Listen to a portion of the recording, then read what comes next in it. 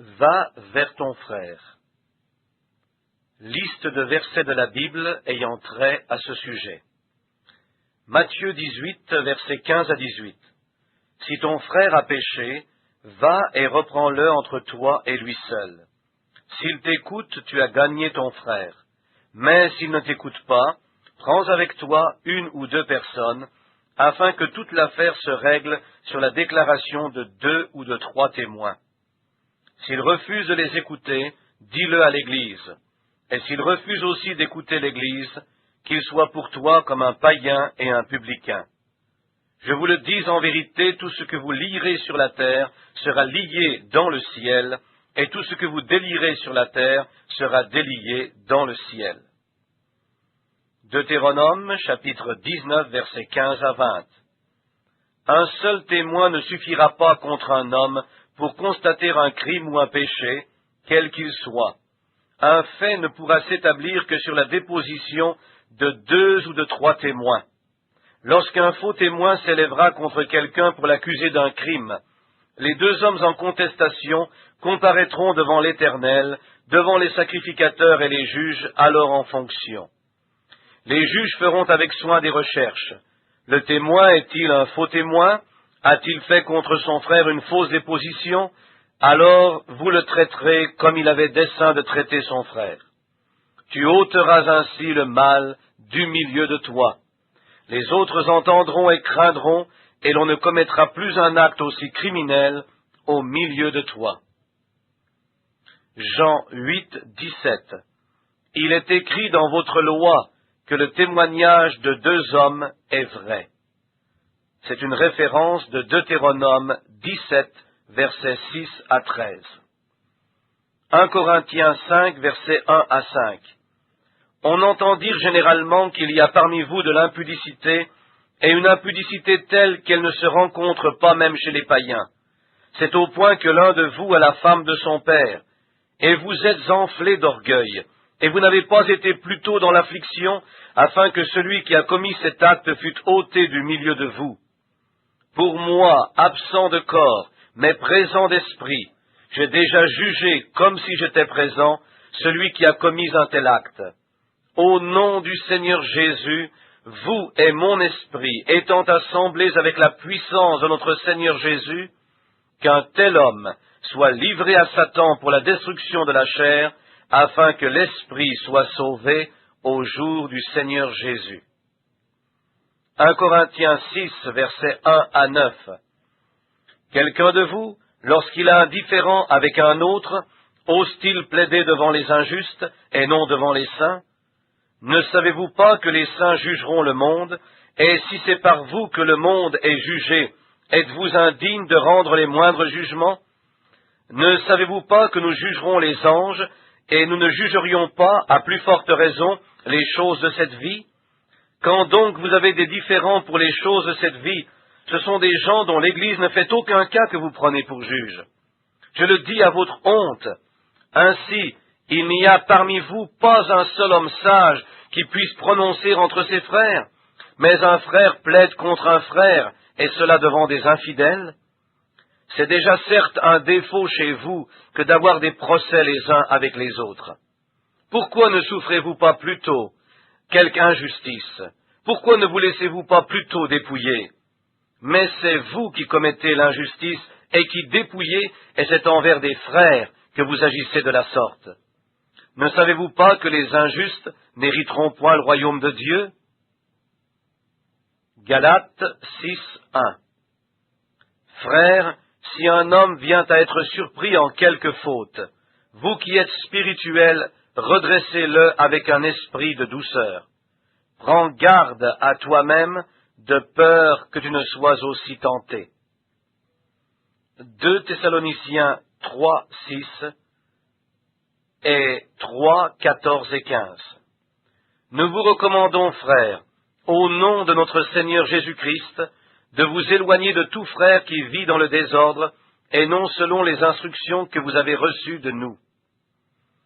Et si quelqu'un n'obéit pas à ce que nous disons par cette lettre, notez-le et n'ayez point de communication avec lui, afin qu'il éprouve de la honte. Ne le regardez pas comme un ennemi, mais avertissez-le comme un frère. Lévitique 19, versets 16 à 18. Tu ne répandras point de calomnie parmi ton peuple. Tu ne t'élèveras point contre le sang de ton prochain. Je suis l'Éternel. Tu ne haïras point ton frère dans ton cœur. Tu auras soin de reprendre ton prochain, mais tu ne te chargeras point d'un péché à cause de lui. Tu ne te vengeras point, et tu ne garderas point de rancune contre les enfants de ton peuple. Tu aimeras ton prochain comme toi-même. Je suis l'Éternel. Romains 12, versets 17 à 21. Ne rendez à personne le mal pour le mal. Recherchez ce qui est bien devant tous les hommes. S'il est possible, autant que cela dépend de vous, soyez en paix avec tous les hommes. Ne vous vengez point vous-même, bien-aimés, mais laissez agir la colère, car il est écrit, « À moi la vengeance, à moi la rétribution, dit le Seigneur. » Mais si ton ennemi a faim, donne-lui à manger. S'il a soif, donne-lui à boire. Car en agissant ainsi, ce sont des charbons ardents que tu amasseras sur sa tête. Ne te laisse pas vaincre par le mal, mais surmonte le mal par le bien. Hébreux chapitre 10, versets 30 et 31. Car nous connaissons celui qui a dit, « À moi la vengeance, à moi la rétribution. » Et encore, le Seigneur jugera son peuple. C'est une chose terrible que de tomber entre les mains du Dieu vivant. Première épître de Jean, 3e chapitre, versets 14 et 15. Nous savons que nous sommes passés de la mort à la vie parce que nous aimons les frères. Celui qui n'aime pas demeure dans la mort. Quiconque hait son frère est un meurtrier, et vous savez qu'aucun meurtrier n'a la vie éternelle demeurant en lui. 1 Jean 2, 19. Ils sont sortis du milieu de nous, mais ils n'étaient pas des nôtres, car s'ils eussent été des nôtres, ils seraient demeurés avec nous. Mais cela est arrivé afin qu'il fût manifeste que tous ne sont pas des nôtres. Matthieu 5, versets 21 à 25. Vous avez entendu qu'il a été dit aux anciens, « Tu ne tueras point. Celui qui tuera mérite d'être puni par les juges. Mais moi je vous dis que quiconque se met en colère contre son frère mérite d'être puni par les juges. Que celui qui dira à son frère « Raka » mérite d'être puni par le Sanhédrin, et que celui qui lui dira « Insensé » mérite d'être puni par le feu de la géhenne. Si donc tu présentes ton offrande à l'autel, et que là tu te souviennes que ton frère a quelque chose contre toi, laisse là ton offrande devant l'autel, et va d'abord te réconcilier avec ton frère, puis viens présenter ton offrande. Accorde-toi promptement avec ton adversaire pendant que tu es en chemin avec lui, de peur qu'il ne te livre au juge, que le juge ne te livre à l'officier de justice, et que tu ne sois mis en prison. Matthieu 5, 44 à 48. Aimez vos ennemis, bénissez ceux qui vous maudissent, faites du bien à ceux qui vous haïssent, et priez pour ceux qui vous maltraitent et qui vous persécutent, afin que vous soyez fils de votre Père qui est dans les cieux. Car il fait lever son soleil sur les méchants et sur les bons, et il fait pleuvoir sur les justes et sur les injustes. Si vous aimez ceux qui vous aiment, quelle récompense méritez-vous? Les publicains aussi n'agissent-ils pas de même? Et si vous saluez seulement vos frères, que faites-vous d'extraordinaire? Les païens aussi n'agissent-ils pas de même? Soyez donc parfaits comme votre Père céleste est parfait. Éphésiens chapitre 4, versets 25 à 32. C'est pourquoi renoncez aux mensonges, et que chacun de vous parle selon la vérité à son prochain, car nous sommes membres les uns des autres. Si vous vous mettez en colère, ne péchez point, que le soleil ne se couche pas sur votre colère, et ne donnez pas accès au diable. Que celui qui dérobait ne dérobe plus, mais plutôt qu'il travaille en faisant de ses mains ce qui est bien, pour avoir de quoi donner à celui qui est dans le besoin. Qu'il ne sorte de votre bouche aucune parole mauvaise, Mais s'il y a lieu, quelques bonnes paroles qui servent à l'édification et communiquent une grâce à ceux qui l'entendent. N'attristez pas le Saint-Esprit de Dieu par lequel vous avez été scellés pour le jour de la rédemption. Que toute amertume, toute animosité, toute colère, toute clameur, toute calomnie et toute espèce de méchanceté disparaissent du milieu de vous. Soyez bons les uns envers les autres, compatissants, vous pardonnant réciproquement comme Dieu vous a pardonné en Christ. 1 Timothée 1:20. De ce nombre sont Hyménée et Alexandre, que j'ai livrés à Satan, afin qu'ils apprennent à ne pas blasphémer. 1 Timothée 5, 19 et 20. Ne reçois point d'accusation contre un ancien, si ce n'est sur la déposition de 2 ou 3 témoins. Ceux qui pêchent, reprends-les devant tous, afin que les autres aussi éprouvent de la crainte. 2 Corinthiens 13:1. Je vais chez vous pour la 3e fois. Toute affaire se réglera sur la déclaration de 2 ou de 3 témoins. 1 Thessaloniciens 5, 13 à 15. Soyez en paix entre vous. Nous vous en prions aussi, frères. Avertissez ceux qui vivent dans le désordre. Consolez ceux qui sont abattus. Supportez les faibles. Usez de patience envers tous. Prenez garde que personne ne rende à autrui le mal pour le mal, mais poursuivez toujours le bien, soit entre vous, soit envers tous. Ézéchiel, chapitre 3, versets 17 à 21. Fils de l'homme, je t'établis comme sentinelle sur la maison d'Israël. Tu écouteras la parole qui sortira de ma bouche, et tu les avertiras de ma part. Quand je dirai aux méchants, tu mourras, si tu ne l'avertis pas, si tu ne parles pas pour détourner le méchant de sa mauvaise voie et pour lui sauver la vie, ce méchant mourra dans son iniquité, et je te redemanderai son sang. Mais si tu avertis le méchant, et qu'il ne se détourne pas de sa méchanceté et de sa mauvaise voie, il mourra dans son iniquité, et toi tu sauveras ton âme. Si un juste se détourne de sa justice, et fait ce qui est mal, je mettrai un piège devant lui, et il mourra. Parce que tu ne l'as pas averti, il mourra dans son péché, on ne parlera plus de la justice qu'il a pratiquée, et je te redemanderai son sang. Mais si tu avertis le juste de ne pas pécher, et qu'il ne pêche pas, il vivra, parce qu'il s'est laissé avertir, et toi, tu sauveras ton âme. Jacques chapitre 5, versets 19 et 20.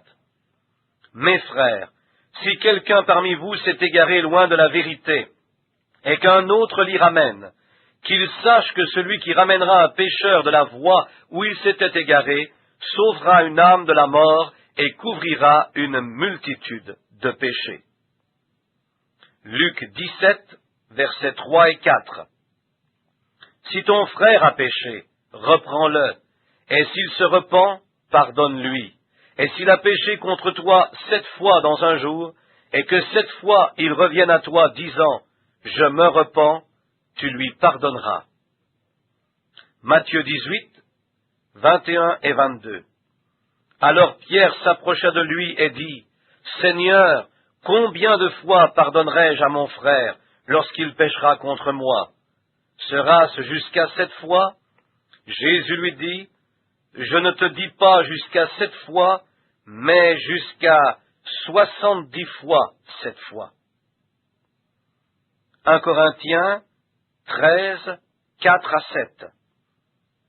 L'amour est patient, il est plein de bonté. L'amour n'est point envieux. L'amour ne se vante point, il ne s'enfle point d'orgueil, il ne fait rien de malhonnête, il ne cherche point son intérêt, il ne s'irrite point, il ne soupçonne point le mal, il ne se réjouit point de l'injustice, mais il se réjouit de la vérité, il excuse tout, il croit tout, il espère tout, il supporte tout. Romains 8, 31. Que dirons-nous donc à l'égard de ces choses? Si Dieu est pour nous, qui sera contre nous? Jean 13, 34 et 35. Je vous donne un commandement nouveau. Aimez-vous les uns les autres. Comme je vous ai aimé, vous aussi aimez-vous les uns les autres. À ceci, tous connaîtront que vous êtes mes disciples, si vous avez de l'amour les uns pour les autres. Tite 3, 2. Rappelle-leur de ne médire de personne, d'être pacifique, modéré, plein de douceur envers tous les hommes. Jacques 4, 11. Ne parlez point mal les uns des autres, frères. Celui qui parle mal d'un frère ou qui juge son frère parle mal de la loi et juge la loi. Or, si tu juges la loi, tu n'es pas observateur de la loi, mais tu en es juge. Jacques 5, 9. Ne vous plaignez pas les uns des autres, frères, afin que vous ne soyez pas jugés. Voici, le juge est à la porte. 1 Timothée 3, 11. Les femmes de même doivent être honnêtes, non médisantes, sobres, fidèles en toutes choses. Proverbe 26, 20. Faute de bois, le feu s'éteint, et quand il n'y a point de rapporteur, la querelle s'apaise. Psaume 15, versets 1 à 3. Ô Éternel, qui séjournera dans ta tente? Qui demeurera sur ta montagne sainte? Celui qui marche dans l'intégrité, qui pratique la justice et qui dit la vérité selon son cœur. Il ne calomnie point avec sa langue, il ne fait point de mal à son semblable, et il ne jette point l'opprobre sur son prochain. Actes chapitre 5, versets 35 à 39. Puis il leur dit, hommes israélites, prenez garde à ce que vous allez faire à l'égard de ces gens. Car il n'y a pas longtemps que parut Teudas, qui se donnait pour quelque chose, et auquel se rallièrent environ 400 hommes. Il fut tué, et tous ceux qui l'avaient suivi furent mis en déroute et réduits à rien. Après lui parut Judas le Galiléen, à l'époque du recensement, et il attira du monde à son parti. Il périt aussi, et tous ceux qui l'avaient suivi furent dispersés. Et maintenant, je vous le dis, ne vous occupez plus de ces hommes, et laissez-les aller. Si cette entreprise ou cette œuvre vient des hommes, elle se détruira. Mais si elle vient de Dieu, vous ne pourrez la détruire. Ne courez pas le risque d'avoir combattu contre Dieu.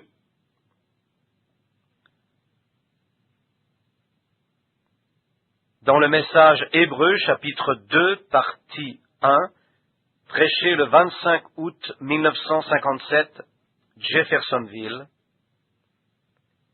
Et j'ai découvert ceci, c'est que Paul, quand il se rendit à Damas avec des lettres dans sa poche pour arrêter tous ceux qui étaient dans la voie bénie de l'Évangile, il était sincère.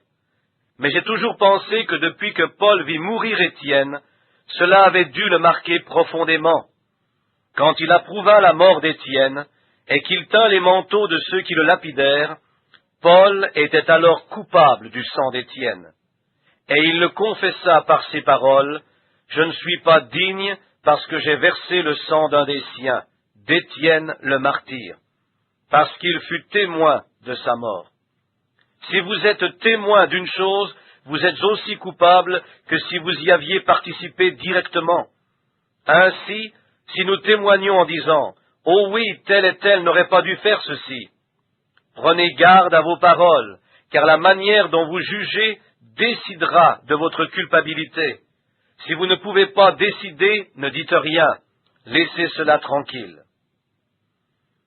Hébreux, chapitre 7, partie 1, 15 septembre 1957, Jeffersonville. Lorsqu'ici, dans ce tabernacle, quelque chose va mal, et que vous, hommes ou femmes, quittez pour aller ailleurs, ou pour ne revenir qu'après que la petite dispute ou le remue-ménage soit terminé, il y a quelque chose de faux dans votre expérience. C'est vrai. Nous avons une coutume, un ordre bien établi ici. Cette Église est basée sur les principes de la Bible. Si vous pensez que quelqu'un n'agit pas bien, allez vers lui et parlez-lui. Si vous ne pouvez pas vous réconcilier, alors prenez un frère avec vous ou deux. Si à ce moment-là il ne veut pas se réconcilier, alors dites-le à l'Église. et l'Église le renverra et n'aura plus de communion avec lui. Jésus a dit, « Tout ce que vous délirez sur la terre, je le délierai dans le ciel. » La raison pour laquelle vous avez tellement d'ennuis, c'est que vous ne suivez pas l'enseignement de la Bible. Si quelqu'un dans l'Église produit du trouble ou que quelque chose va mal, vous ne devez pas parler de cet homme ou de cette femme.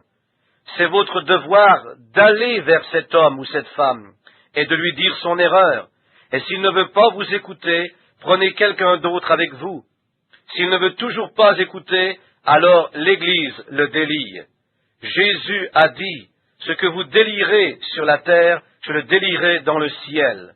Ce que vous lirez sur la terre, je le lirai dans le ciel. » Voilà la puissance de l'Église. Ici, il n'y a pas longtemps, un de mes bons amis, prédicateur, avait un garçon qui fréquenta sa propre Église. Il en vint un jour à courir avec une fille qui fumait, buvait, se conduisait mal. Le prédicateur déclara, « Bien sûr, c'est son affaire. C'est un de mes amis d'enfance et un gentil garçon. » Son fils s'enticha donc de cette jeune femme. Elle avait été mariée, avait des enfants, et son mari vivait toujours.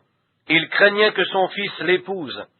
Ainsi ce frère, déchiré dans son cœur, me dit, « Frère Branham, je désire que vous alliez trouver mon fils, je désire que vous lui parliez. » Je dis, « Frère, j'ai presque dit son nom, vous pouvez faire mieux, ne m'envoyez pas. Si ce garçon ne vit pas correctement et que l'Église l'a surpris agissant mal, c'est à l'Église de s'occuper de cette affaire. C'est laissé aux soins de l'Église, c'est à elle d'aller le lui dire. » Ainsi il prit un frère et alla lui parler. Mais son fils s'en prit au frère, lui faisant savoir que lui s'occupait de ses propres affaires et qu'il devait en faire autant. Il prit alors un autre frère, ou plutôt deux de plus, 2 diacres, et alla parler au garçon. Il ne voulut pas écouter. Ils le rapportèrent à l'Église, et pendant plusieurs soirs il ne vint pas pour se réconcilier avec l'Église, après que son péché eût été détard. Si ce n'est pas possible, alors retournez-y avec 2 ou 3, si vous avez... Partie 2, 22 septembre 1957, Jeffersonville. S'il y a une plainte quelconque contre un membre, si un membre se plaint d'un autre, ou que quelque chose ne va pas, vous êtes censé aller vous-même vers ce frère pour lui parler, vous et lui seul. Puis s'il ne l'accepte pas, alors prenez un des diacres ou quelqu'un d'autre avec vous, et allez vers ce frère. S'il ne vous reçoit pas, alors venez le dire à l'Église, et s'il ne veut pas recevoir l'Église, alors la Bible dit qu'il soit comme un païen et un publicain. Quiconque connaît une personne coupable et ne va pas lui parler, devient la partie de l'Église de Dieu qui devra répondre de ce péché. C'est vrai. Et si quelqu'un se plaint d'un diacre ou de quelqu'un dans l'Église, il faut 3 personnes. 3 personnes doivent venir et témoigner, car cela doit venir de la bouche de 2 ou 3 témoins. Venez dire au pasteur que vous avez un grief contre un diacre. Alors s'il y a un grief contre ce diacre, et que celui-ci ne soit pas un homme juste et droit, il doit remplir l'office de diacre de façon irréprochable, et si quelqu'un dans cette congrégation découvre que ce diacre ne remplit pas cet office, il doit prendre 3 personnes avec lui et aller en parler au pasteur. Puis ce diacre est prié de rester un soir chez lui. Alors le pasteur, après avoir réuni la congrégation, lui fait part du grief. Si la congrégation décide au vote que le diacre doit continuer, le diacre continuera. Mais si elle vote que le diacre doit être renvoyé, on élira un nouveau diacre le soir même. Voyez-vous? Par conséquent, ce n'est pas l'affaire d'une seule personne, mais de la majorité des gens. Oui, monsieur, s'il y a 20 votes pour lui et 21 contre lui, il s'en ira, ou vice-versa, voyez-vous.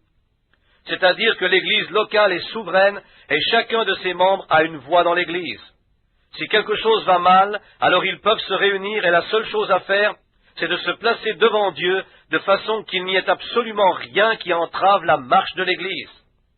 Mais l'entière et complète autorité de l'Église appartient au pasteur. Lisez-le dans la Bible et voyez si ce n'est pas l'ordre de la Bible. Exactement, il n'y a personne en dessus de l'ancien. Je n'ai rien à voir avec ce que Frère Neville fait ici. C'est votre affaire et celle de Frère Neville. Si Frère Neville voulait prêcher la doctrine des témoins de Jéhovah, cela le regarderait lui et vous, voyez-vous. S'il voulait prêcher n'importe quoi, c'est entre vous et lui, c'est tout.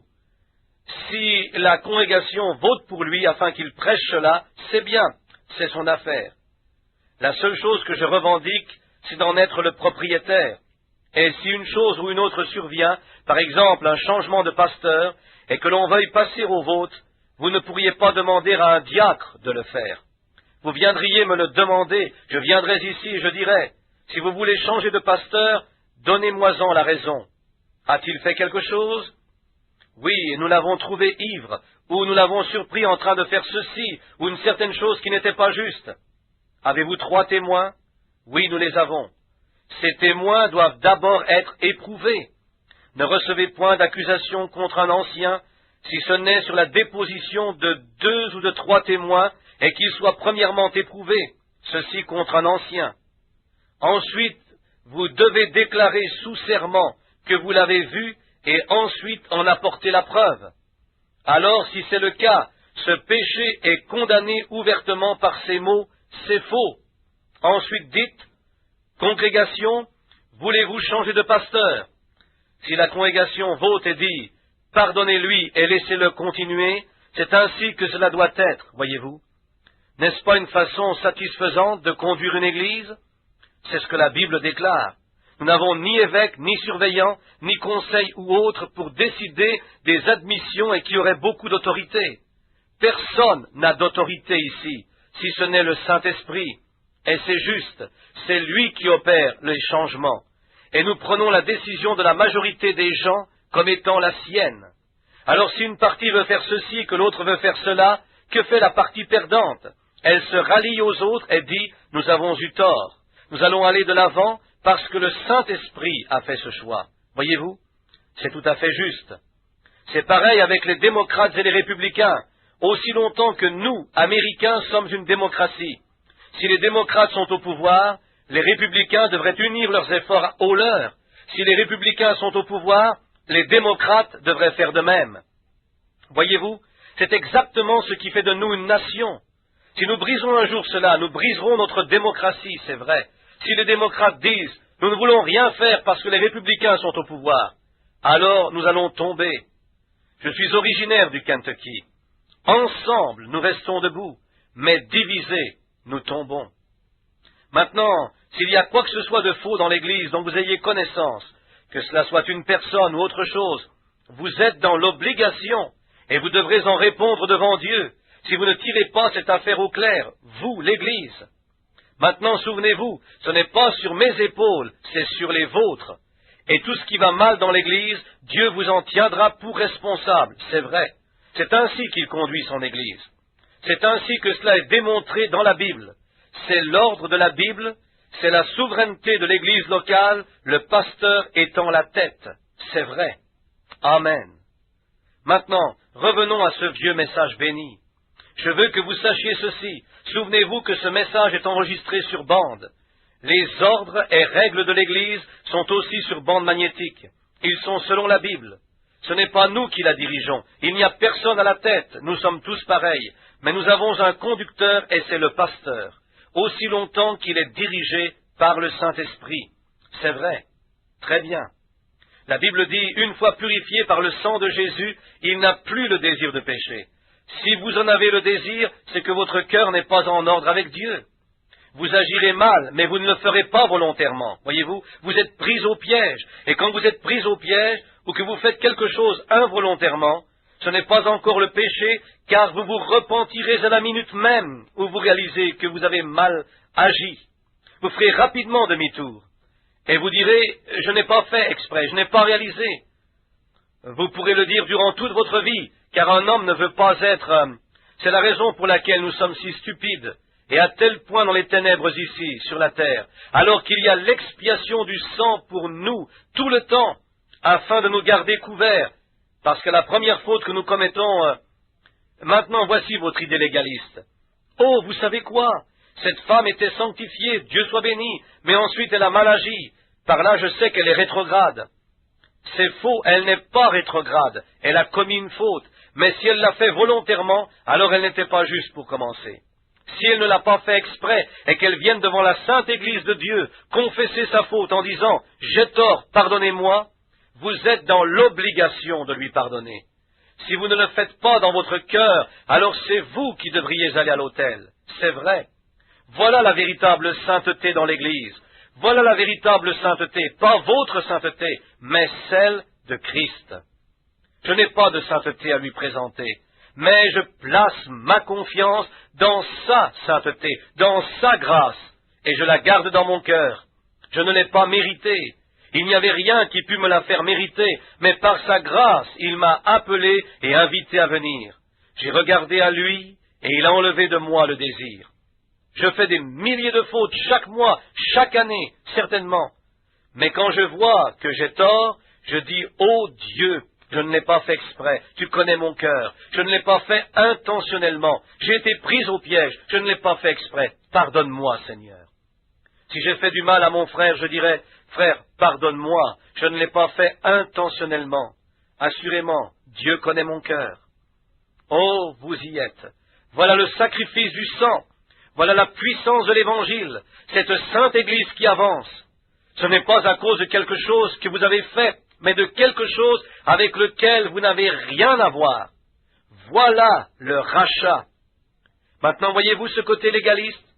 La loi dit, tu ne tueras point, tu ne commettras point d'adultère, tu ne voleras pas.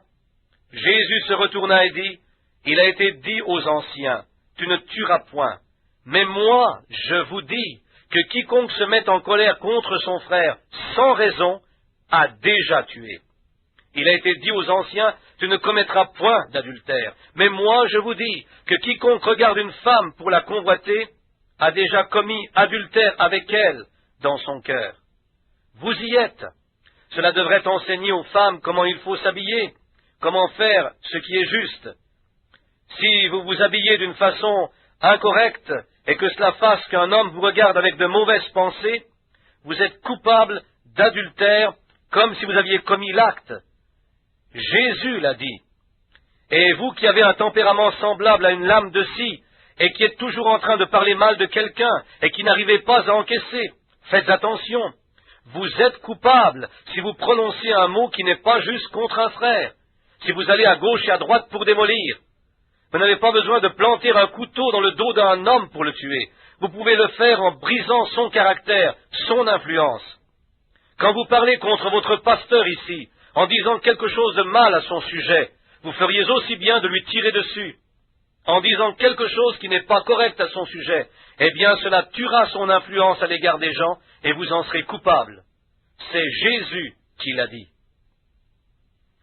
Hébreux, questions et réponses, partie 3, 6 octobre 1957, Jeffersonville.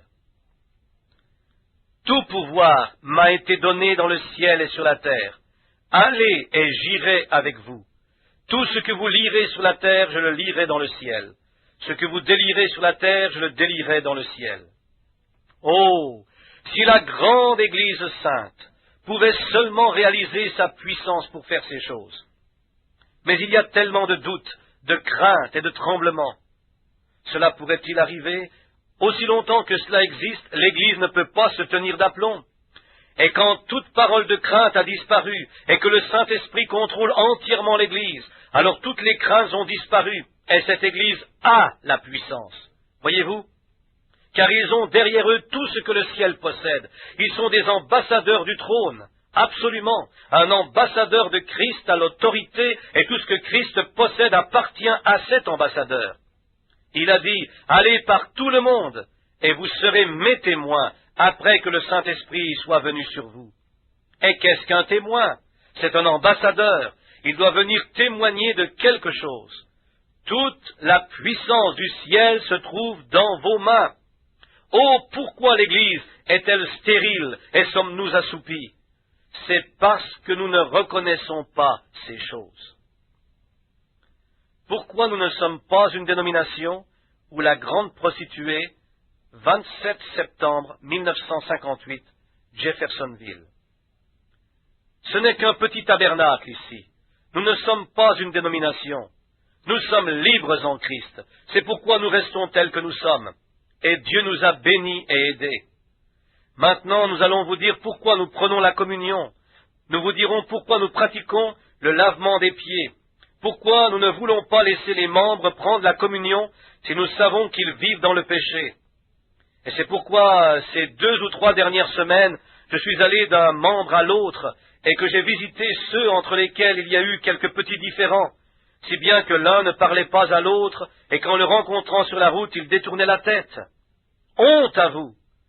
Vous qui avez pris la coupe bénie de Dieu au-dessus de l'autel, ici, qui vous êtes appelés frères et sœurs, et qui ensuite prenez le téléphone et commencez à parler mal les uns des autres, vous n'êtes pas dignes d'être appelés chrétiens quand vous agissez ainsi. C'est vrai, restez éloignés du téléphone. Si vous ne pouvez pas dire du bien de quelqu'un, alors ne parlez pas du tout. Souvenez-vous que Dieu vous tiendra pour responsable. Aussi longtemps que cette sorte d'esprit est en vous, vous savez que vous n'êtes pas en ordre avec Dieu. Si vous ne sentez pas, si un homme est dans l'erreur, allez vers lui et réconciliez-vous. Si vous ne pouvez pas vous réconcilier, prenez quelqu'un avec vous. Ce n'est pas étonnant que Dieu ne puisse pas discipliner son Église. C'est que vous ne vous y prenez pas correctement. Au lieu de prendre le téléphone et de parler de ceci, de ce qui est arrivé, et d'avoir de petits conciliabules, au lieu de faire cela, pourquoi ne faites-vous pas ce que la Bible enseigne? Si un frère a été pris en faute, allez vers lui, et voyez si vous ne pouvez pas vous réconcilier avec lui. Oh, il m'a fait! Peu importe ce qu'il a fait, allez quand même vers lui. Elle ne dit pas que c'est à lui de venir vers vous, c'est à vous d'aller vers lui s'il est dans l'erreur. Elle ne dit pas, eh bien il est dans l'erreur, c'est à lui de venir vers moi. Ce n'est pas ce que la Bible dit. La Bible enseigne que c'est à vous d'aller vers lui. S'il est dans l'erreur, allez vers lui. S'il ne veut pas vous écouter, alors prenez quelqu'un avec vous comme témoin. Et s'il ne veut pas voir ce témoin, alors prenez votre pasteur. Alors dites-lui, je vais en faire part à l'Église. Et si dans les 30 jours qui viennent, frère, vous ne vous êtes pas arrangé, ce frère ici est prêt à se réconcilier, vous ne le voulez pas? Si vous ne vous êtes pas arrangé dans les 30 jours, alors que va-t-il arriver? Vous n'êtes plus des nôtres. La Bible dit que s'il ne veut pas écouter l'Église, qu'il soit alors pour vous comme un païen et un publicain. Vous voyez, aussi longtemps qu'un frère est sous cette protection de l'Église, le sang de Christ le protège. C'est la raison pour laquelle nous n'arrivons pas à faire marcher l'Église comme elle devrait. Maintenant, je ne suis pas... C'est la doctrine de l'Église baptiste, ou plutôt du Branham Tabernacle ici, si vous le faites. Voyez-vous pourquoi, si vous prenez par exemple 2 hommes, Léo et moi, je dirais, eh bien, Léo m'a causé du tort. Peu importe, je suis censé aller vers lui, car c'est un membre de cette Église. Il est devenu chrétien, et il a pris la communion ici, à la balustrade avec moi. Et nous avons été baptisés au nom du Seigneur Jésus. Nous nous sommes conduits comme d'honnêtes frères l'un vis-à-vis de l'autre. Et tout à coup, quelque chose arrive. Ce n'est pas l'homme. Dans le 90% des cas, c'est le diable qui s'est interposé entre les gens. Ce ne sont pas les gens, c'est le diable. Et aussi longtemps que vous laissez le diable faire cela, vous faites du mal à votre frère. C'est vrai. Eh bien, s'il y a quelque chose de faux entre Léo et moi, allons nous arranger. Et si vous voyez qu'il y a quelque chose, c'est votre devoir de venir vers nous et de dire, vous deux, venez ici, nous allons mettre cette chose en ordre. Alors, si cela en arrive là, je dirais, eh bien, premièrement, nous ne pouvons pas tomber d'accord. Alors vous venez vers l'Église comme cela. Et si, cependant, aussi longtemps que vous ne faites rien à ce sujet, le sang de Jésus-Christ nous protège tous les deux, voyez-vous. Alors ce vieux cancer engendrera un autre cancer jusqu'à ce que finalement l'Église entière soit malade. Ensuite, cela en arrivera au point où, quand vous viendrez à l'église, elle sera si froide que vous devrez faire venir le concierge pour casser les glaçons dehors avant que l'assemblée puisse entrer. Maintenant, vous savez que c'est vrai. Si froide. Ils viendront s'asseoir, vous savez, sans rien dire. Dans le passé, nous étions si spirituels, mais qu'est-il arrivé? Vous avez bien marché. Que se passe-t-il alors? Vos péchés vous séparent. Dieu vous en tiendra pour responsable, frère. Maintenant, rectifiez cette chose. Rien n'est allé mal avec moi, rien n'est allé mal avec Léo. C'est le diable qui s'est mis entre nous, c'est vrai. Mettez la chose en ordre, allez vers lui. Puis s'il ne veut pas écouter, ou si moi je ne veux pas écouter, quoi qu'il en soit, dites-le à l'Église. Et s'il ne vient pas pour se réconcilier avec cette Église, dans les 30 jours, alors il n'est plus sous la protection de Jésus. Nous le délions. C'est tout à fait juste. Observez ce qui arrive ensuite. Laissez alors Dieu faire la discipline. Vous êtes déchargé de la chose. Vous avez fait tout votre possible. Alors laissez Dieu s'occuper de lui quelque temps. Il le livrera au diable. C'est alors qu'il reviendra. S'il ne revient pas, sa vie ne durera que peu de temps. Vous vous souvenez qu'il est parlé dans la Bible d'un frère qui ne voulait pas se mettre en ordre avec Dieu. Combien s'en souviennent? Il vivait avec sa mère adoptive, et on ne pouvait pas le remettre sur le droit chemin. Paul dit, livrez-le au diable pour la destruction de la... Vous verrez que dans 2 Corinthiens, il s'est mis en ordre. J'ai un frère, un cher ami. Pourquoi ne pas le nommer? Un frère prédicateur. Et ce frère prédicateur, son nom est frère Rasmussen. Beaucoup de vous, prédicateurs, qui êtes ici ce soir, son nom figure dans vos registres en tant que frère interdénominationnel à Chicago. Et regardez, il avait un garçon, il est parti, a épousé une jeune fille catholique et a commencé comme cela, et il voulait faire ceci, encore cela et tout le reste, et il eut des ennuis. Son papa est allé vers lui et lui a dit, « Regarde, fils, veux-tu te réconcilier ?» Il répondit, « Papa, il a appelé l'église un tas d'exaltés. » Son papa, il dit, « Maintenant regarde, vas-tu mettre cette chose en ordre avec cette église ?» Il répondit, « Écoute, papa, tu es mon père, et je ne veux pas me chicaner avec toi. » Très bien. Le père partit, prit un des diacres, et alla le trouver chez lui. Il lui dit, « Wesley, je veux te parler. Vas-tu mettre cette chose en ordre avec l'église ?» Et il lui répondit de façon cassante. Et le père dit, « Souviens-toi, Wesley, que je suis le pasteur de cette église. Je suis ton père. Mais je vais faire ce que Dieu enseigne. Je te donne 30 jours pour mettre cela en ordre avec cette église. Sinon, nous t'excommunierons de la présence de Dieu. Tu es mon propre fils. Lui est mon sauveur. Je t'aime. Tu sais que je t'aime, Wesley. Je donnerai ma vie pour toi en ce moment même. Mais tu dois te mettre en ordre avec la parole de Dieu, vois-tu? Je suis le pasteur, je suis le berger de ce troupeau. Et que tu sois mon fils ou n'importe qui d'autre, tu dois vivre conformément à la parole de Dieu. Si tu ne le fais pas, alors je ne suis pas digne d'être son berger. Oh, ça c'est un pasteur. C'est un homme. Ne pensez-vous pas, c'est un homme. En parlant ainsi à son garçon, il a dit que cela lui avait fait mal, mais il ajouta, « Qui allez-vous blesser, l'homme ou votre sauveur ?» Puis il dit qu'ils allèrent plus loin car il ne voulait pas obéir. Il le dit à l'église en ces termes, « Mon propre fils Wesley refuse de m'écouter dans cette affaire, et il refuse d'écouter le diacre. Vous en êtes témoin, frère Untel. » Oui. Très bien.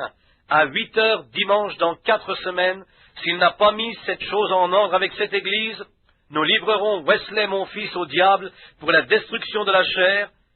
Le sang de Jésus-Christ dans cette église ne le protégera plus. Ce soir arriva. Il vint à la chair et dit, « Il n'a plus que 2 minutes. » L'heure arriva, et il dit, « Étant donné que mon fils Wesley Rasmussen a déclaré à cette assemblée et à toi, Dieu Tout-Puissant, nous avons fait tout ce qui était en notre pouvoir selon ta parole et les instructions que ton Fils, notre Sauveur, nous a laissées. Maintenant, cette Église et moi livrons mon Fils au diable pour la destruction de sa chair afin que son âme soit sauvée. » C'est tout ce qui fut dit. Rien n'arriva pendant 1 semaine ou 2, peut-être 1 mois ou 2. Une nuit, Wesley tomba malade. Puis cela alla en empirant. Il appela le médecin, le docteur vint et l'examina. Il avait 40 de température, sans que l'on puisse en trouver la raison. Il allait de mal en pis. Finalement, le docteur déclara, « Eh bien, je ne sais vraiment pas ce qui a pu vous arriver. » Ne sachant que faire, il téléphona à un spécialiste, et le spécialiste vint, on l'emmena à l'hôpital, et après l'avoir examiné, il dit, « Je ne peux pas vous dire ce qui en est, mais déjà son teint est cadavéreux. » Sa femme était là qui pleurait, et les enfants se tenaient autour du lit, et le médecin déclara, « Il s'en va, c'est tout. Son pouls et sa respiration deviennent toujours plus faibles. » Alors le fils dit, « Appelle papa. » « Oh oui, c'est ainsi qu'il faut faire. C'est cela. Appelle papa. » Et son papa se rendit rapidement à l'hôpital pour le voir. Il dit, « Papa, je ne le peux pas maintenant, mais Dieu entend mes paroles. Je mettrai tout en ordre. Je mettrai cela en ordre. Oui, je le ferai. » Oui, monsieur. Frère, à ce moment-là, sa respiration commença à redevenir normale. Et le dimanche suivant, il était devant l'église, qui disait, « J'ai péché devant Dieu en présence de cette église. j'ai refusé d'écouter les paroles du pasteur, j'ai refusé d'écouter le diacre ici, et je demande à cette Église de me pardonner pour le mal que j'ai fait. » Comme cela, et il ajouta, « Dieu a épargné ma vie. » Laissez-moi vous dire qu'après cela, il a vécu droitement. Ah, c'est ce que vous devez faire, voyez-vous, si vous êtes simplement prêts à le faire à la manière de Dieu, voyez-vous. Mais voilà comme nous agissons. Nous avons une réunion du conseil, et nous disons, « Eh bien, devrions-nous garder à... » Je ne dis pas cela pour le tabernacle, mais nous, protestants, nous avons une réunion du conseil, nous disons, « Que pensez-vous de Jones? Que pensez-vous qu'il faudrait faire avec lui? Je pense qu'il serait un meilleur membre chez les méthodistes que chez nous. Vous y êtes, c'est faux. C'est la raison pour laquelle nous ne devons pas suivre leur tradition et un certain évêque que nous avons coutume d'appeler comment l'appelez-vous? C'est un responsable régional dans l'église de Pentecôte, un ancien de district que nous devrions appeler pour qu'il voie la conduite de cet homme. Non, ce n'est pas ainsi, car la Bible nous enseigne ce qu'il faut faire. C'est la raison pour laquelle nous ne voulons pas avoir affaire avec leur dénomination. Restez-en éloignés. Amen. Vous n'êtes pas fâchés contre moi, n'est-ce pas? Ne faites pas cela. Le nom de Jésus, 28 septembre 1958, Jeffersonville. Mais quand nous sommes arrivés, nous avons trouvé l'Église un peu chavirée ici et là, et certains membres avaient commencé à devenir un peu tièdes et à se retirer et à entretenir entre eux de petites animosités et ainsi de suite. Je suis allé d'une personne à l'autre, jusqu'à ce que tout soit redevenu dans l'ordre. Maintenant cela va bien, voyez-vous. Et il n'y a rien qui n'aille pas, il n'y a rien qui n'allait pas chez eux, chez aucun des membres. Ils sont tous, hommes et femmes, de braves gens. S'ils pouvaient seulement réaliser que c'est le diable qui s'infiltre au milieu des gens. Exactement, ce ne sont pas les gens. Si vous pouvez arriver à ce qu'un frère comprenne cela, alors il ne gardera pas d'animosité contre l'autre personne. Il en aura de la peine. Il pensera par exemple, « Je suis affligé pour mon frère, voyez-vous. S'il a effectivement mal agi, franchement, ce n'était pas le frère, mais le diable qui l'a fait. Vous dites, eh bien, cet homme a fait telle et telle chose. Votre frère n'a pas fait cela, votre sœur n'a pas fait cela. C'est le diable qui est entré en eux qui l'a fait. Ainsi ne blâmez pas le frère ou la sœur, blâmez le diable. C'est lui qui l'a provoqué. » Questions et réponses 7, 28 juin 1959, Jeffersonville. L'épouse est montée, le résidu est laissé ici. C'est ce dernier qui apparaît à la seconde résurrection. Heureux et saint celui qui apparaît à la première résurrection. La seconde mort n'a point de pouvoir sur lui. C'est vrai, la seconde résurrection sera le trône blanc du jugement. Alors l'Église, ne savez-vous pas, dit Paul, vous allez devant les incroyants et les hommes de loi, alors que les saints jugeront la terre? Ces cas doivent être jugés devant l'Église, et non devant des magistrats injustes. C'est devant l'Église que nos affaires devraient être jugées. Et voilà que vous vous réclamez tous deux de la loi, que Dieu soit miséricordieux envers un homme qui conduira un autre chrétien devant les tribunaux. C'est vrai, Paul les défia même de le faire.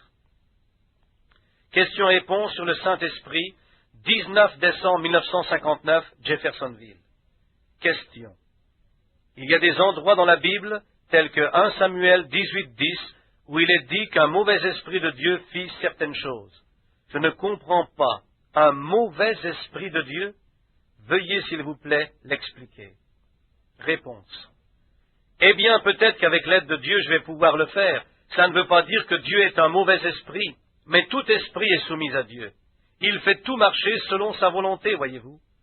Maintenant, dans votre question, vous parlez du mauvais esprit qui est venu de Dieu pour tourmenter Saül. Il était maussade et brisé, premièrement parce qu'il avait rétrogradé. Et quand vous rétrogradez, Dieu permet qu'un mauvais esprit vous tourmente. Frère Branham donne l'exemple d'Akab, de Josaphat et de Michée, nom de l'éditeur. Et Michée dit, j'ai vu toute l'armée des cieux réunie autour de Dieu dans une grande conférence.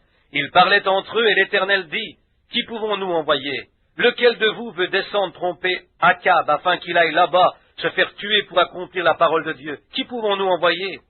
L'un dit ceci, l'autre cela. Au bout d'un moment, un mauvais esprit de mensonge vint d'en bas et dit, si vous permettez, je suis un esprit de mensonge et je vais descendre. Je pénétrerai dans tous ces prédicateurs parce qu'ils n'ont pas le Saint-Esprit. Et je ferai en sorte qu'ils... Ce ne sont que des hommes qui ont été formés par une école. Je descendrai, j'entrerai dans chacun d'eux, je les séduirai, je les ferai prophétiser un mensonge. A-t-il bien dit cela? Et Dieu dit, c'est ainsi que nous le séduirons. Et il descendit. Dieu dit, tu as ma permission de partir. Il descendit donc, entra dans ces faux prophètes, formés dans une école, et les fit prophétiser un mensonge. C'était un esprit de mensonge, agissant selon la volonté de Dieu. Voilà encore quelque chose que peut-être vous... Regardez ici une minute, observez ceci. Je désire que vous ouvriez vos Bibles un instant avec moi dans 1 Corinthiens, chapitre 5, verset 1. Et observez ceci, si vous voulez voir Dieu faire en sorte que quelque chose et comment ces mauvais esprits agissent. Très bien. C'est Paul qui parle. On entend dire généralement qu'il y a parmi vous de l'impudicité, et une impudicité telle qu'elle ne se rencontre pas même chez les païens.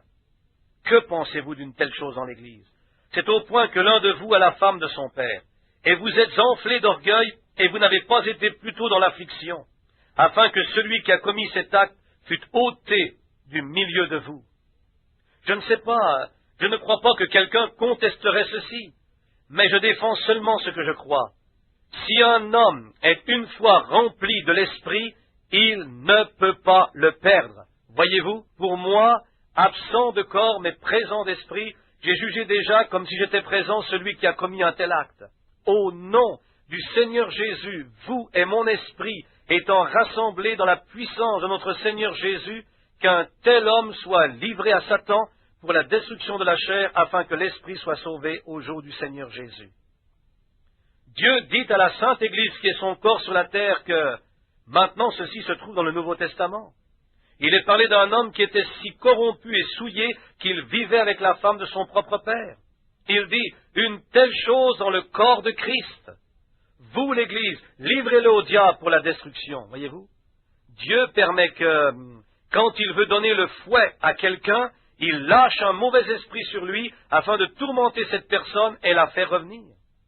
Maintenant, nous voyons que cet homme, c'est ce qui se passe avec les églises aujourd'hui. Quand un homme entre dans le corps de Christ, devient un de ses membres et commence à mal agir, au lieu de vous rassembler tous et de faire exactement la même chose, vous, Branham Tabernacle, faites-le, parce qu'aussi longtemps que vous le soutenez, il est sous le sang et continuera à agir comme avant. Mais réunissez-vous et livrez-le au diable pour la destruction de la chair, afin que son esprit soit sauvé au jour du Seigneur. Et observez le fouet de Dieu qui commence à agir. Observez le diable se saisir de lui. C'est un mauvais esprit qui va s'en occuper. Nous voyons que l'homme dont il est parlé s'est mis en ordre. Il est revenu. Nous découvrons dans 2 Corinthiens qu'il s'est vraiment mis en ordre avec Dieu. Regardez Job, un homme parfait, un homme juste. Dieu a permis au diable de venir sur lui, de le châtier et tout le reste pour le perfectionnement de son esprit. Voyez-vous? Ainsi les mauvais esprits ont... Dieu utilise souvent de mauvais esprits pour mener à bien son plan et sa volonté. Question-réponse 5, 23 décembre 1959, Jeffersonville. Or, si l'esprit d'Élie sur Jean fit que Jean a agi comme Élie, l'esprit de Dieu sur vous vous fera agir comme Jésus. Maintenant, c'est là que vous reconnaissez le Saint-Esprit, voyez-vous. C'est l'action du Saint-Esprit. Il vous rend doux et humble. Il vous rend indulgent. Pourrait-il vous arracher la barbe s'ils étaient là, et vous cracher au visage, alors que vous auriez le pouvoir de faire appel à des légions d'anges? Pourriez-vous le faire par amour pour les gens qui vous crachent au visage? Le pourriez-vous? Si quelqu'un s'avançait vers vous en disant « Hé, espèce d'hypocrite !» et qu'ensuite il vous donne une gifle, pourriez-vous prier pour son pardon? C'est là où vous pouvez voir si vous avez le Saint-Esprit ou non, voyez-vous. Quand une personne dit du mal d'une autre, et que cette dernière, bien que prétendant parfois avoir le Saint-Esprit, dise « Je lui rendrai l'appareil, quoi qu'il m'en coûte », voyez-vous. C'est là que vous pouvez juger ce qui en est de votre Saint-Esprit, voyez-vous. Heureux serez-vous lorsqu'on dira faussement de vous toutes sortes de mal à cause de mon nom. Et vous cherchez à leur rendre l'appareil? Non, réjouissez-vous et soyez dans l'allégresse, car c'est ainsi qu'on a persécuté les prophètes qui ont été avant vous. Voyez-vous? Quand quelqu'un dit du mal à votre sujet, dites du bien. Si vous ne pouvez pas dire du bien à leur sujet, alors ne dites rien. Laissez-le ainsi, voyez-vous? Et alors, quand vous revenez à vous-même, priez pour eux. Et maintenant, vous pourriez me traîner dans la boue Voyez-vous pourquoi? Ce n'est pas moi. Que suis-je en train d'essayer de montrer? Quelque chose est arrivé. Cette vieille puissance, ce vieux William Branham est mort, et quelqu'un d'autre est entré. Et cela me fait avoir pitié de mes ennemis. Quand quelqu'un me fait du mal, je ne prie jamais contre lui, je prie pour lui. Et c'est là que le Saint-Esprit a donné ce test l'autre soir en Nouvelle-Angleterre, avant que ceci n'arrive ici. Quand il donne à la puissance, il dit, dis ce que tu voudras à ces gens. La façon dont ils avaient agi, je les ai regardés et j'ai dit, je vous pardonne. C'est exactement ce qu'il voulait, voyez-vous. Pardonnez à vos ennemis, voyez-vous. Voici les esprits qui vous rendent méchants. Prenez garde à ces esprits. Le livre des Éphésiens est comparable à celui de Josué, 15 mai 1960, Jeffersonville. Ainsi, voyez-vous, Canaan ne représentait pas le ciel à cause de ses guerres, de ses troubles, de ses mises à mort, de ses complots, etc. Mais il représentait ceci, une marche parfaite. C'est là où l'Église faillit aujourd'hui, à cause de cette marche. Saviez-vous que votre propre conduite peut empêcher quelqu'un d'être guéri? Votre mauvaise conduite et vos péchés inconfessés, de vous croyants, peuvent être cause de la faillite de cette Église? Et au jour du jugement, vous en serez tenu entièrement responsable. Oh, vous dites, maintenant attendez une minute, frère Branham. Mais c'est la vérité, pensez-y. Josué, après qu'il eut traversé le Jourdain et fut entré dans le pays, Dieu lui donna la promesse que, pensez à ceci, combattre pendant toute une campagne sans perdre un seul homme, sans une égratignure, sans qu'une infirmière n'ait eu à intervenir ou qu'un secours fût nécessaire. Dieu dit, le pays t'appartient, va combattre. Pensez, allez à la guerre, sans qu'il fût nécessaire de faire appel à la Croix-Rouge, sachant que personne ne serait blessé. Ainsi ils tuèrent les Amoréens et les Hétiens, mais il n'y eut pas un seul homme blessé parmi eux, jusqu'à ce que le péché entre dans le camp. Et quand Akan prit ce manteau de Chinéar et ce lingot d'or et qu'il les cacha sous sa tente, le jour suivant ils perdirent 16 hommes. Josué dit, arrêtez, arrêtez, attendez une minute, il y a quelque chose qui ne va pas, quelque chose ne va pas ici. Nous allons proclamer un jeûne de 7 jours, car Dieu nous a donné la promesse que rien ne pourrait nous nuire et que nos ennemis tomberaient à nos pieds. Il y a donc quelque chose de faux par ici, quelque chose de faux quelque part, parce que nous avons là 16 hommes qui sont morts. Ce sont des frères israélites et ils sont morts. Pourquoi sont-ils morts? Des hommes innocents, parce qu'un homme est sorti de la ligne. Voyez-vous la raison pour laquelle il est nécessaire d'enseigner ceci?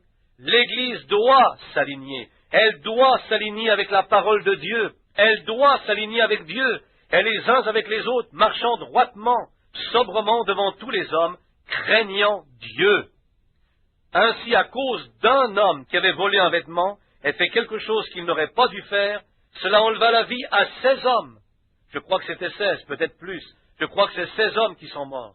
Josué les appela et déclara, il y a quelque chose de faux. Dieu nous a donné la promesse, il y a quelque chose qui ne va pas. Nous faisons venir les malades devant nous et ils ne sont pas guéris. Nous devons publier un jeûne solennel. Faites un rassemblement. Quelque chose ne va pas quelque part. Dieu a donné la promesse. Il tiendra sa promesse. Il le fera. Et il publia un jeûne et ils découvrirent que le sort tomba sur Akan qui fit une confession entière. Ils le tuèrent ainsi que toute sa famille, puis les brûlèrent avec tous leurs biens. En signe de mémorial, ils élevèrent là un monceau de pierre. Puis Josué repartit à l'assaut, prenant tout, sans une blessure ou une égratignure. Vous y êtes. Le mystère prédestiné de sa volonté. 22 mai 1960, Jeffersonville. Oh, Dieu en a placé partout, dans les bureaux de médecins, parmi les infirmières. Je ne crois pas qu'il y ait une seule infirmière au Norton's Infirmity Hospital à laquelle je n'ai pas témoigné sur la nécessité d'avoir le Saint-Esprit et demandé si elle avait été baptisée au nom de Jésus. Il n'y a nulle part un médecin avec lequel je ne sois entré en contact ou quelqu'un d'autre. Voyez-vous, parlez-leur de cela. Il ne vous reste pas beaucoup de temps, frère. Peu importe combien cela semble difficile ici. Mais attendez d'avoir traversé votre dernier souffle là-bas, de l'autre côté, voyez-vous. Alors vous souhaiterez l'avoir fait. Oui, monsieur. N'attendez pas jusqu'à ce moment-là. Faisons-le tout de suite. C'est maintenant l'heure. Oh, peut-être qu'ils ne seront pas d'accord avec cela, et qu'ils rageront, feront des histoires, mais ils ne le font pas exprès. Ils ne le font vraiment pas exprès. C'est en ordre. Et s'ils se mettent à vous faire des histoires, souvenez-vous simplement qu'ils ne le font pas exprès. Ils ne le font pas exprès. Non, on leur a peut-être enseigné quelque chose, et ils s'y accrochent pour que vous puissiez voir leur point de vue. Ne contestez pas avec eux, ne contestez avec personne, mais conduisez-les simplement là-dedans avec amour.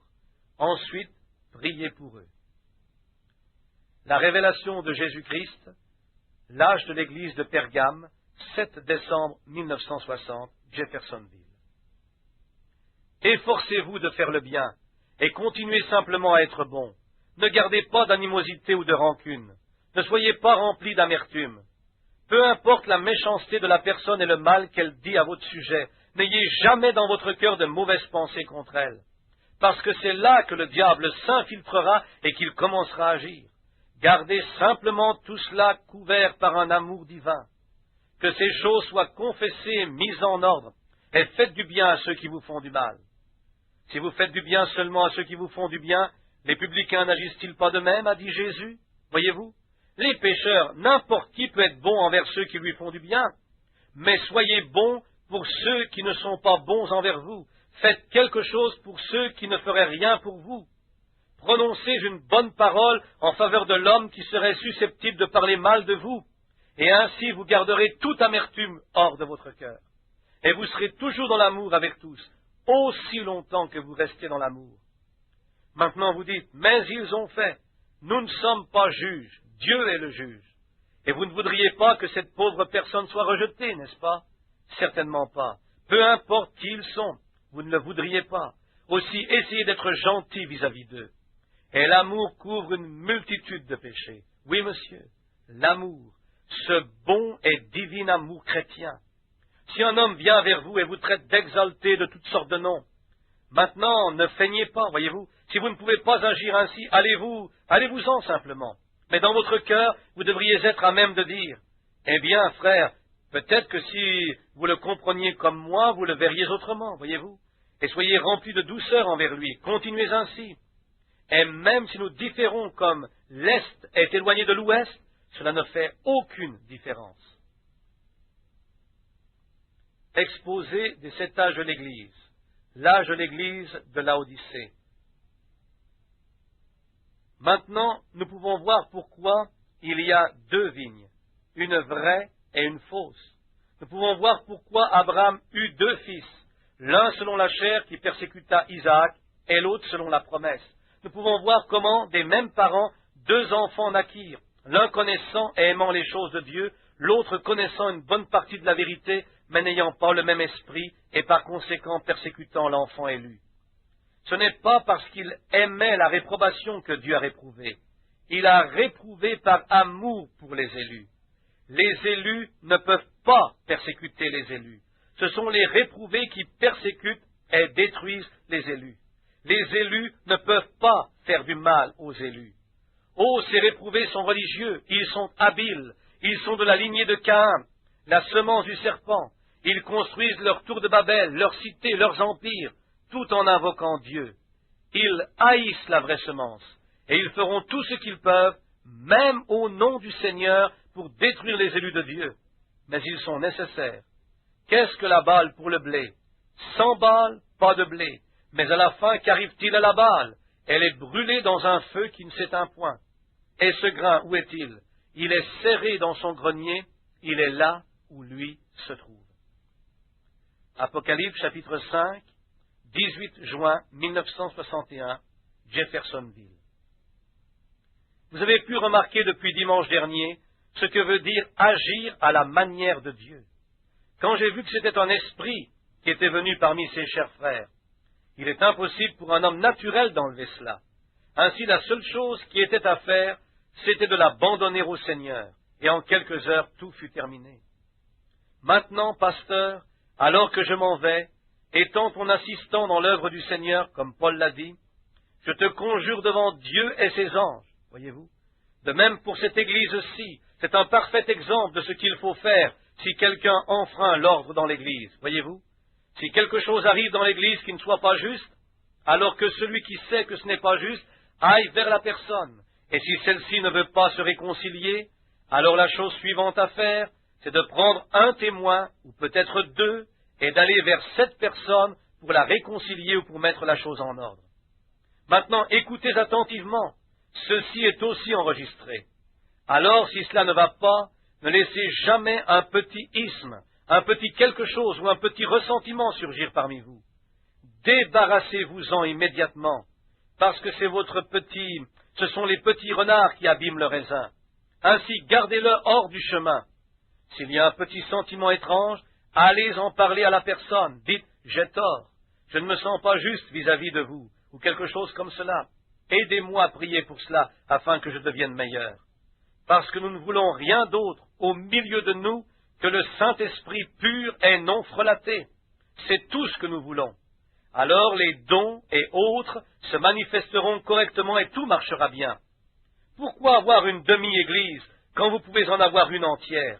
Pourquoi accepter un substitut quand tous les cieux sont remplis de l'authentique Saint-Esprit? Voyez-vous, nous ne voulons pas cela. Ainsi, si un petit sentiment étrange apparaît parmi vous, d'un membre à l'égard d'un autre, allez vers cette personne. Vous dites, « Oh, ils m'ont fait. » Souvenez-vous que ce n'est pas si vous avez un grief contre le frère, mais si le frère a quelque chose contre vous, voyez-vous. Allez vers lui, réconciliez-vous. Dites-lui que vous avez eu un sentiment étrange à son égard et que vous désirez devenir amis. Puis priez, allez à l'autel et chassez la chose du milieu de vous. Satan va vous attaquer constamment jusqu'à ce que vous ayez terminé votre vie sur la terre. Souvenez-vous-en.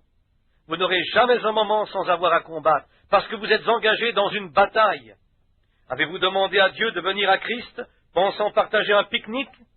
Alors, vous serez assurément surpris parce que c'est un combat constant. Je suis dans le ministère depuis 31 ans et j'ai combattu pour chaque centimètre de terrain, c'est vrai. Israël dut combattre pour chaque centimètre de terrain. La Palestine leur fut donnée, mais pour l'obtenir, ils durent combattre pour chaque centimètre de terrain. Maintenant, souvenez-vous que si quelque chose arrive dans l'Église, si vous devez faire appel au pasteur pour le conduire vers la personne et que celle-ci refuse d'écouter, alors venez le dire devant l'Église et donnez-lui un délai pour se réconcilier, peut-être d'un dimanche à l'autre. Et s'il ne veut pas écouter l'Église, alors la Bible dit qu'il soit comme un païen et un publicain. Voyez-vous? Aussi longtemps qu'ils sont protégés par l'Église, Satan ne peut pas les atteindre. Mais quand l'Église les délie de la protection de l'Église et du sang de Christ, alors Satan va s'occuper d'eux. Cela les conduira directement à la réconciliation. Voyez-vous? Comprends-tu cela, pasteur? Oui, monsieur. C'est la chose dont il faut toujours se souvenir de faire. C'est de se réconcilier. Venez à Dieu et agissez à la manière de Dieu. Qu'est-ce que cela nous prouve? 2 ou 3 de nos frères savent que j'ai été la victime de ceci pendant 2 ou 3 ans. C'est vrai. Mais j'en suis arrivé au point où je me suis dit que si je pouvais finalement aimer ces hommes suffisamment, ils ne pourraient se soustraire à cet amour. J'ai pris des témoins, mais cela n'a rien donné. J'ai dû l'apporter à la connaissance de l'Église. Ainsi, de la plateforme dimanche dernier, j'ai dit, je ne veux plus en entendre parler, j'en suis libéré. Je l'ai abandonné à Dieu, voyez-vous. Et je le lui ai remis, et immédiatement, cela montre que ces gens étaient appelés. Maintenant, s'ils n'avaient pas agi ainsi lors de cette remise à l'ordre scripturaire, si un homme ne peut pas supporter une remise à l'ordre scripturaire, qu'il se mette en colère et explose, cela montre qu'il n'est pas en ordre avec Dieu, c'est vrai. Mais un véritable saint de Dieu sera réconcilié avec Dieu par la parole. C'est vrai, et la parole est le maillon correcteur. Ces frères devraient être très reconnaissants à Dieu de ce que, voyez-vous, la Bible a dit que de faux Christ apparaîtraient dans les derniers jours, et qu'ils séduiraient même les élus, si c'était possible. Mais ce n'est pas possible. Non, monsieur, les élus ont été préordonnés. C'est pourquoi ils ne seront pas séduits. Vous voyez? Ainsi, aussitôt que ces frères, le jour suivant, ils vinrent à la maison et ils commencèrent à se justifier par l'Écriture, et alors le Saint-Esprit, par l'Écriture, condamna simplement tout ce qu'ils disaient. Voyez-vous? C'était là. Ils virent. C'est ainsi qu'un groupe élu entra dans la présence de Dieu. Je suis reconnaissant pour de tels gens. Oui, monsieur. Ce sont de vrais hommes. Si vous voyez un homme dans l'erreur, reconnu dans l'erreur, Cela montre qu'il veut être un véritable chrétien s'il s'avance et dit « j'ai tort ». C'est un véritable chrétien. Mais si cet homme explose et s'esquive en disant « bah, ce n'était rien » et ainsi de suite, prenez garde, frère. Vous pouvez voir tout de suite qu'il est tombé sous le coup de la condamnation parce qu'il n'était pas des nôtres. Pasteur vient toujours à cette parole et cela marchera ainsi chaque fois.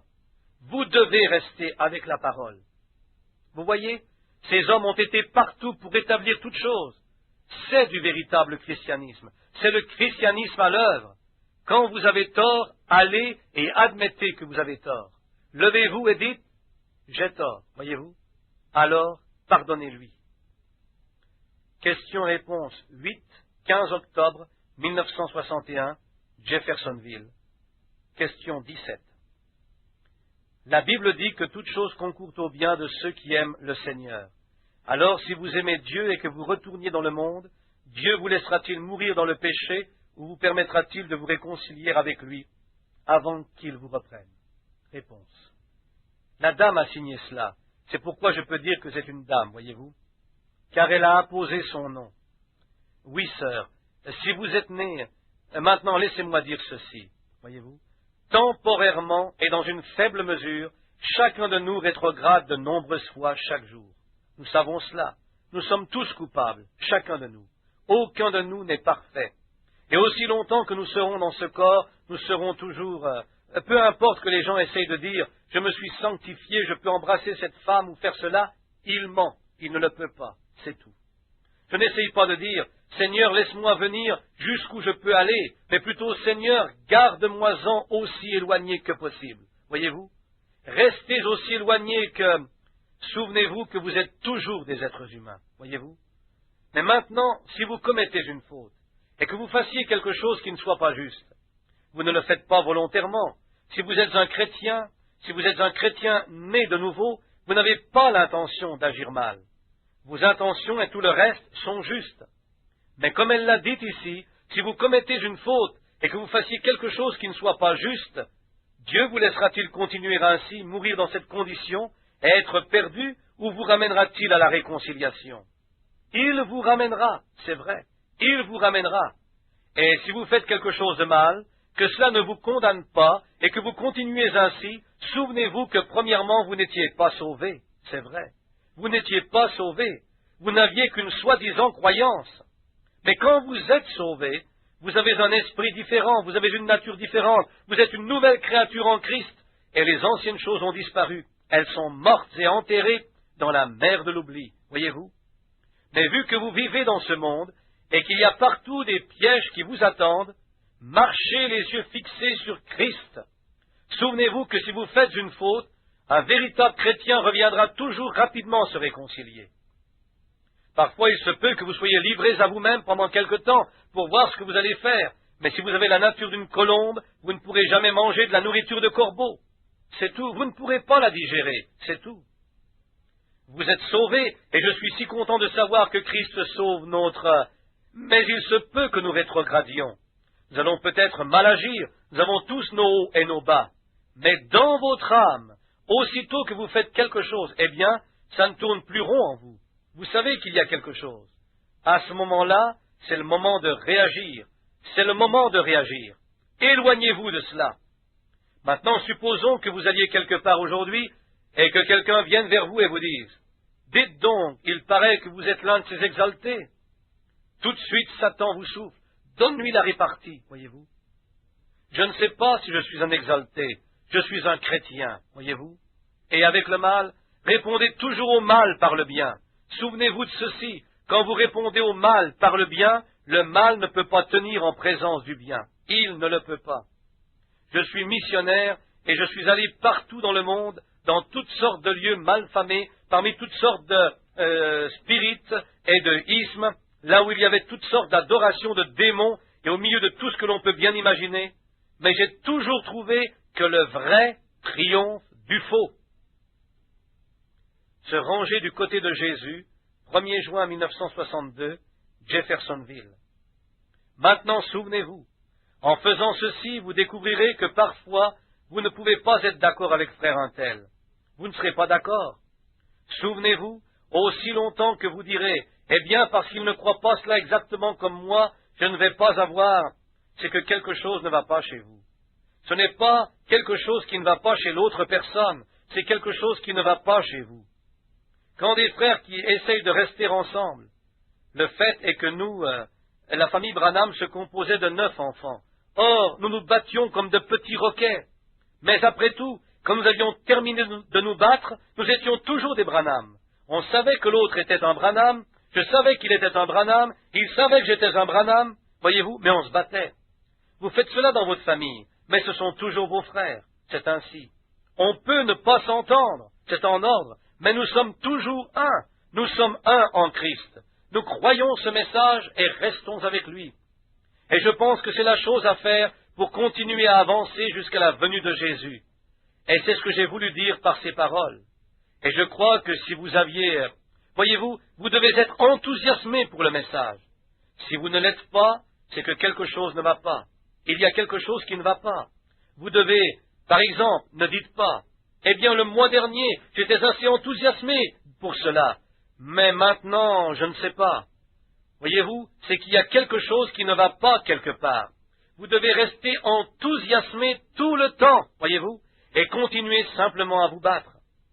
Il arrive souvent qu'un prédicateur fasse une faute. Et si ce cher frère vient dans un certain milieu et essaye de faire ce qui est juste et de bien conduire les gens, tout ce que le diable peut montrer à l'incroyant ou au soi-disant chrétien dans ce milieu pour salir cet homme, il le fera. Vous savez, la véritable attitude chrétienne, c'est de cacher tout ce que vous pouvez au sujet d'un frère. Ne relevez pas ses mauvais côtés, ne relevez que ses bons côtés. Dites seulement de lui ce que vous savez de bien. Si quelque chose est mal, laissez-le de côté. Le pauvre homme a de toute façon suffisamment contre lui. N'essayez pas de prendre une perche et de pousser plus profondément cet homme dans la fosse. L'attitude chrétienne, c'est de tendre le bras et de le faire sortir de la fosse, voyez-vous. N'essayez jamais de le pousser vers le bas, il est déjà en bas. Essayez plutôt de l'aider à monter. Mais trop parmi nous aujourd'hui, je voulais dire trop de personnes aujourd'hui, essayent de faire cela. Si seulement elles pouvaient découvrir quelque chose de répréhensible afin de le rapporter. Maintenant, par exemple, si l'un de vous, frères, commet une faute et fait quelque chose de mal, ce à quoi nous sommes tous sujets, moi aussi, chacun de nous, mais comme nous allons de l'avant, souvenons-nous que nous sommes frères. Nous sommes frères. Et si nous avons un combat, battons-nous l'un avec l'autre. Présentez et voyez le cas ensemble devant les frères, et réglez-le. Dans la famille Branham, ils avaient l'habitude, si l'un des petits faisait quelque chose, de le dire à Bill, parce que j'étais l'aîné, et je devais juger qui avait raison et qui avait tort. Eh bien, ma décision, c'était que je devais juger lequel avait raison et lequel avait tort. S'ils ne le croyaient toujours pas, alors ils continuaient à se battre derrière mon dos et allaient jusqu'au bout. Mais ils étaient toujours des frères, voyez-vous. Dans la cour derrière, ils se battaient l'un contre l'autre, mais devant la maison, ils étaient solidaires face aux autres. C'est ainsi que cela allait, voyez-vous. Néanmoins, nous étions toujours frères. Eh bien, c'est ainsi que nous devons faire, voyez-vous. Si vous avez quelque chose contre quelqu'un, contre votre frère, n'en parlez à personne si c'est mal, mais allez vers lui et dites-le lui. Et s'il veut se disputer avec vous, alors prenez quelqu'un d'autre avec vous, ensuite continuez tel que l'enseigne la Bible. L'amour parfait bannit la crainte, le péché et toute discorde. L'amour fait cela. Cet aveugle était assis là et Jésus et ses disciples passèrent près de lui. Je crois que Jésus leur a donné ici une petite leçon. Quand ils virent ce pauvre aveugle, ils pensèrent, eh bien, assurément, il y a un péché quelque part là derrière. Quand nous voyons quelque chose arriver à un homme, nous disons toujours, eh bien, il a péché, il est sorti quelque part de la volonté du Seigneur. Frère Chris a heurté un poteau, il est probablement sorti quelque part de la volonté du Seigneur, dans la pensée de quelqu'un. Quand le fusil a explosé contre moi, on a dit, eh bien, il était sorti de la volonté du Seigneur. Frère Neville a touché la voiture, il était en dehors de la volonté du Seigneur. Ce n'est pas tout à fait juste. Non, monsieur, ce n'est pas exact. Dieu permet ces choses. Jésus se tourna vers eux et leur donna une leçon. Ils dirent, son père doit avoir péché, ou bien sa mère, ou alors c'est lui qui a péché. Jésus répliqua, ni l'un ni l'autre n'a péché, mais c'est afin que les œuvres de Dieu soient manifestées. Amen. Voyez-vous, Dieu permet que certaines choses arrivent simplement pour que les œuvres de Dieu soient manifestées. L'influence d'un autre, ou l'influence d'un homme, 13 octobre 1962, Jeffersonville. Où que vous alliez, placez Dieu. Si un homme se met en colère et vous injurie, placez Dieu entre vous et lui. Si quelqu'un vous traite d'exalté, placez Dieu entre vous et lui. Si votre femme se met en colère contre vous, placez Dieu. Si votre mari se met en colère, placez Dieu. Si les enfants vous agacent, placez Dieu. Voyez-vous, quoi que vous fassiez, placez Dieu. Si papa et maman vous donnent une petite fessée et vous corrigent, placez Dieu. Vous souvenez-vous de ce que Dieu a dit à ce sujet? Instruis l'enfant selon la voie qu'il doit suivre. Voyez-vous, souvenez-vous toujours de placer Dieu. Mettez Dieu devant vous et vous aurez de la révérence et du respect pour lui. C'est vrai. Christ est la révélation du mystère de Dieu. 28 juillet 1963, Jeffersonville. Surtout, aimez-vous les uns les autres. Aimez-vous les uns les autres. Peu importe ce que le diable essaie de dire. Vous avez beau être maintenant une belle assemblée bien unie, souvenez-vous de mon avertissement. Vous comprenez? Satan ne veut pas vous laisser dans cette union. Oh non! Il essayera de vous abattre, même s'il doit pour cela introduire quelqu'un d'étranger dans l'assemblée pour en faire sa cible. Il introduira un critiqueur ou un incrédule, lui donnera une place dans l'assemblée, le fera fraterniser avec vous, et ensuite, il lui instillera un poison qu'il commencera à répandre dans l'Église. N'ayez pas de part avec lui, restez en dehors de tout cela. Soyez doux et aimables, et pleins d'amour les uns pour les autres. Priez pour que cet homme ou cette femme soit sauvé. Contentez-vous de prier pour eux, et restez étroitement unis et écoutez votre pasteur. C'est lui qui est votre berger, et vous devez le respecter en tant que tel. C'est lui qui vous conduira au travers des épreuves, parce qu'il a été ordonné par Dieu pour cela. Vous souviendrez-vous de cela? L'ennemi viendra, et lorsqu'il viendra, restez d'autant plus unis. Et celui que le diable utilise comme ennemi sortira, ou alors il entrera et deviendra un des vôtres. Tout est là. N'ayez pas l'esprit de clan. Ne discutez pas. Nous sommes tous un. Je ne peux pas dire, main gauche, je suis furieux contre toi, je vais te retrancher parce que tu n'es pas une main droite. Elle est ma main gauche. Je tiens à ce qu'elle reste là où elle est. Même le bout de mon doigt, je tiens à ce qu'il reste à sa place. Je tiens à ce que chaque partie de mon corps reste à sa place. Et en tant que corps des croyants, Dieu tient à ce que nous restions tous ensemble. Nous devons rester tous ensemble. Vous avez des bandes magnétiques sur ce sujet. Vous en avez qui montrent ce que nous croyons. Vous en avez sur la discipline dans l'Église. Elles vous enseignent sur la manière de vous comporter dans l'Église de Dieu, de quelle manière nous devons venir ici et nous tenir dans les lieux célestes. Ne restez pas à la maison. Si Dieu est dans votre cœur, vous serez impatient de voir les portes s'ouvrir pour vous laisser rentrer et avoir communion avec vos frères. Si vous n'avez pas de tels sentiments, alors je vous dis qu'il est temps de vous mettre à prier, parce que nous sommes dans les derniers jours, et que la Bible nous exhorte. Plus nous voyons le jour approcher, plus nous devons nous aimer les uns les autres de l'amour chrétien, de l'amour divin. Soyons unis tous ensemble dans les lieux célestes en Jésus-Christ, et aimons-nous les uns les autres. À ceci tous connaîtront que vous êtes mes disciples, si vous avez de l'amour les uns pour les autres. C'est vrai, restez unis.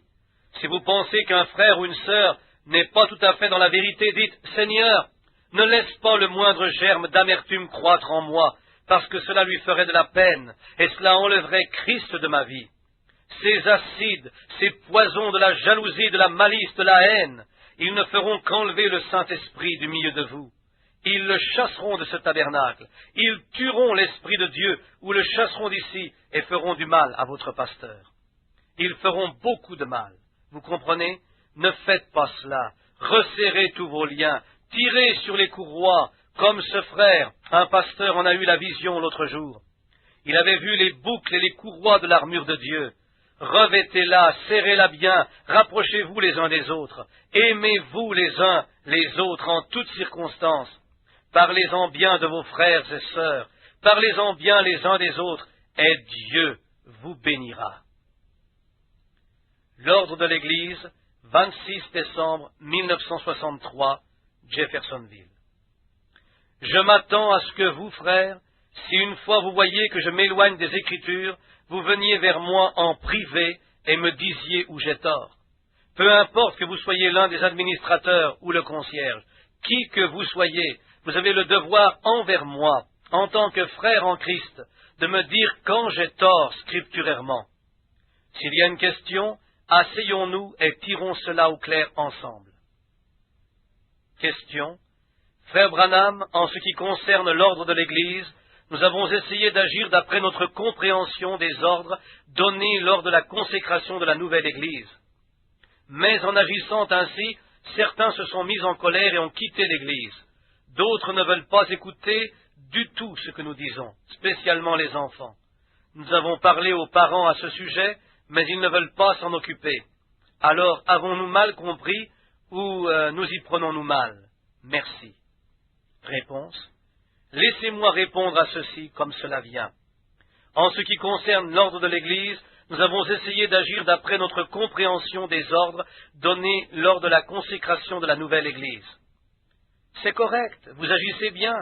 Je pense qu'il s'agit des diacres, car c'est là leur travail.